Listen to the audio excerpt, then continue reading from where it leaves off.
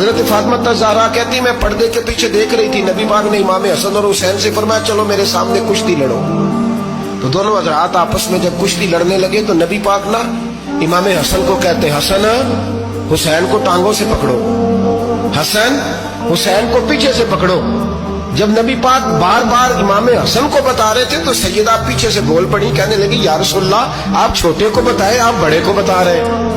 بڑا تو پہلے 11 مہینے بڑا ہے، تو آپ چھوٹے کو بتائے بڑے کو بتا رہے. تو فرمایا فاطمہ تو چپ کرنا، جو میں دیکھ رہا ہوں تو نہیں نہ دیکھ رہی، ایک کو میں بتا رہا ہوں دوسرے کو جبریل امین بتا رہے ہیں.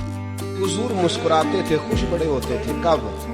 جب ایک طرف ابو بکر صدیق بیٹھے ہوتے تھے، جب ایک جانب سیدنا فاروق اعظم بیٹھے ہوتے، جب سامنے مولا علی شیر خدا اور حضرت عثمان بیٹھے ہوتے، اور جب کندھوں پر سیدنا امام حسن اور حسین سوار ہوتے، اور جب حضرت بلال اذان دیتے، اور جب جناب سلمان فارسی کھجوریں توڑ توڑ کے لاتے، اور جب جناب ابو ہریرہ سے حضور فرماتے کوئی کام بھی کیا کر، تو وہ کہنے لگے حضور ٹھیک ہے ورنہ یہیں بیٹھا رہتا ہے، کوئی کام بھی کر. تم باہر نکلے اور ستون کی اوٹ سے پھر آ گئے کہ حضور میں ہو آیا ہوں، میرا کوئی نہیں دل لگتا کسی جگہ.